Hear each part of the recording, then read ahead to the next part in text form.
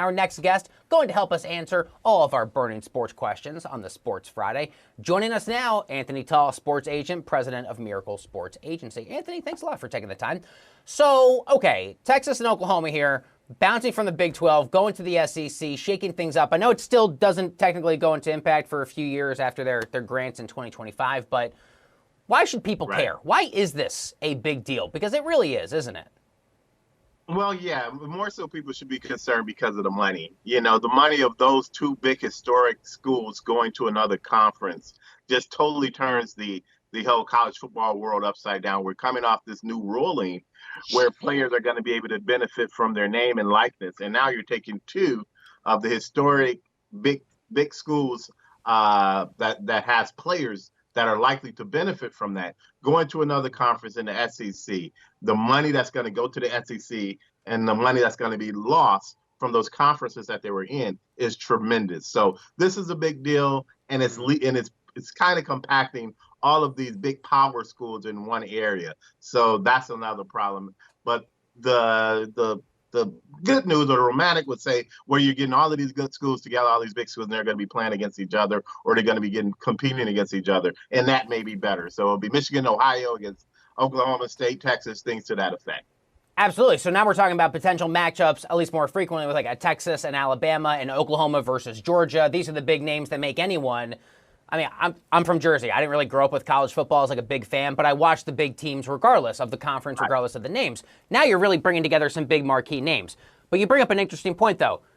To what degree is the name, image, likeness a part of this? Because now your branding, your visibility, your money, your sponsorships, this is a whole new ballgame, isn't it?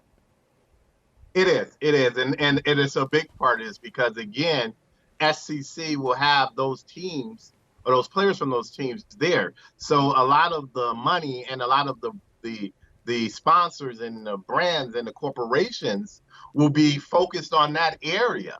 And a lot of the managers and agents will use that area as a launching point for their athletes to say, hey, he's here, he's representing this or that. So it's going to be more centralized in terms of the agents and the managers and the marketing team being able to get there, and then to put these players now, which is huge, in front of the camera, and to be able to put them in front of corporations and things like that, along with the SEC banner right next to it, is going to make all of the difference. So this is a very big deal. And again, that court case that just came down, I can't express how important that was and how this now changes everything. I mean, I kind of feel I can't be alone here, though, right? I mean, I kind of feel for some of these other Big 12 programs, and I used to kind of like these regional rivalries, right? You took a Texas versus a Texas Tech or a Baylor. I mean, now you're kind of throwing some of that out the window. I mean, what does this say about the other schools that are left in the conference that aren't Oklahoma and Texas? I kind of feel badly for them now. Well, that's a great point. Well, it's saying that now they're going to want to either go to the Big Ten or the SEC, or they're going to want to get in another conference. Because once those two schools left, they're saying that conference doesn't have, in essence, they're saying that conference doesn't have as much value or any value. So those teams that you talk about, and I agree with you, I like a lot of those schools too, as well. At least their D1 division programs, I like their programs, but they're going to have to move to they're going to try and attempt to move to a bigger conference or a conference with just many schools in it. Yeah, so that brings up a good point. This to me seems like we cover in business a lot. M&A, merger and acquisition, right? Or we cover the big tech companies where at some point they just absolve other companies and we're left with fewer and fewer options. This seems like this is what's happening to me because now you say these other Big 12 schools, they're now going to look at other conferences. We've always had this highly cherished Power Five.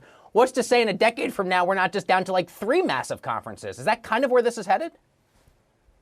I think you're going down the right road. That's exactly where it's headed. The more centralized it's going to become, because the more branding and the more name recognition is going to go with those conferences with those big schools in it. I mean, the Big Ten for years was just known for Michigan and Ohio State, and now SEC is going to have teams like that with that big name football in their conference more so.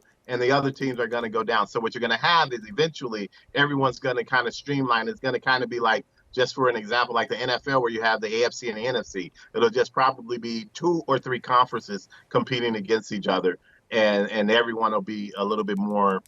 Some people, some traditionals will lose interest, but some of Yeah. us will like it because we'll say, "Hey, I get to see every week Ohio State at Oklahoma." So it could be Right, great but in that those are regard. always the business implications of the merger and acquisition space. Of your excuses of like, oh, Facebook could buy up Instagram because now it's all one thing, and this is now kind of happening to college football. That's how I see it, anyway. Okay, before I let you go, Absolutely. can I get your perspective last night on the NBA draft? The first off, obviously, I think that the top story here, the family here, the legacy here of the late Terrence Clark. What is the impact of last night? What else should we watch for in the draft?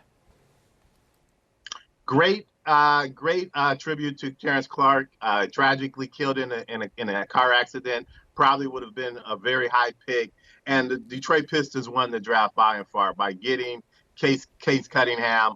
I think they set themselves miles ahead. I think everything else with the draft is going to be secondary. The Pistons are going to go very far. They just need to put a couple of people around here. You're talking about a guy who can spot up shoot, who can shoot the three, who can play inside. It's a great acquisition by Detroit. Yeah, absolutely. I appreciate being here. We ran out of time. Did not get to baseball news, though. Everyone here in Washington, D.C., their hair is on fire over what's going on with the trade deadline and the Nats. So we'll keep that for the next conversation next time we have you. Happy Friday. Anthony Tall, great to have you here. Enjoy your weekend. Always great to get your sports perspective.